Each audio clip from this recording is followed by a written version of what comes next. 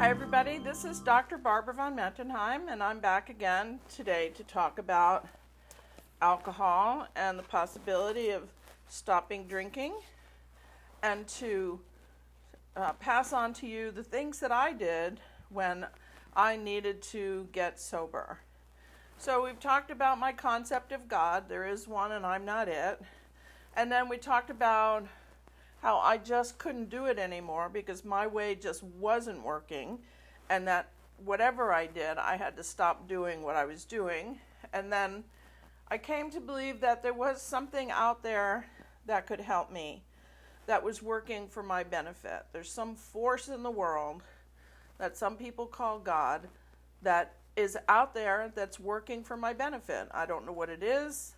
I use that weird word God because I don't know what else to call it, but it is out there, and that I became willing to trust it enough to let it begin to start guiding my life. So once I got to that point, then I looked around at my life and it's like, wow, you have alienated a lot of people in your life. And so the next thing that I did was that I started to list out all the things that I felt bad about in my life.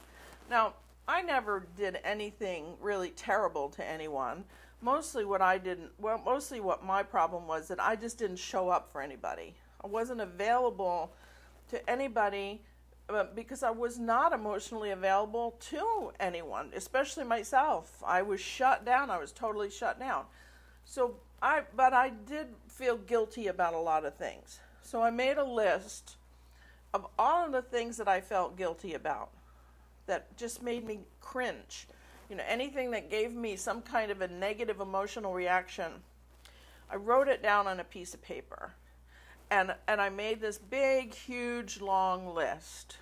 And what I found out as I analyzed it, and we're going to talk about, again, what I did with that list, was I went and talked to somebody about it. Once I had made this really long list of things that I had done, I went and talked to somebody who, I didn't go to a priest or anything like that. I talked to somebody else who was like me, a little further along in sobriety, because the one thing about alcoholics is they don't have any room to throw any stones at anybody, because nobody gets out of here.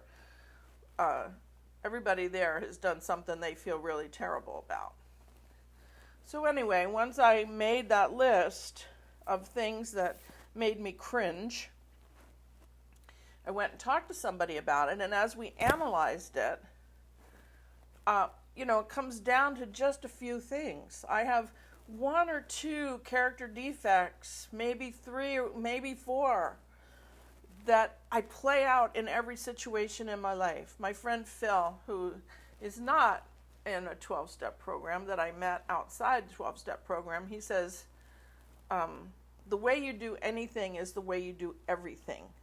And so he didn't originate that. That's been around for a long time, but that's who brought it to me. The way you do anything is the way you do everything.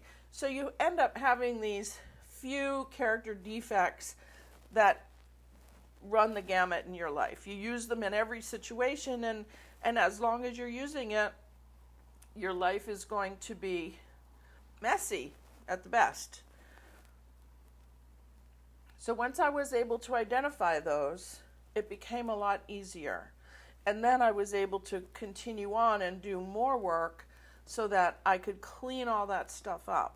But really, all it does, it starts with a list of what you feel bad about, and then talking to someone about that and beginning to get some outside perspective on it to see what are the things that you're doing. What are these character defects, these character flaws that keep tripping you up in every single situation? Now, that might not be easy to look at, but I've said before, if somebody tells you it's easy to get sober, they're lying to you. It is not easy, and it requires diligence and courage. So I'll leave you with that.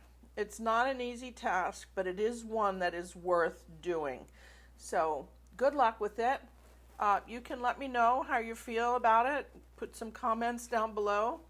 and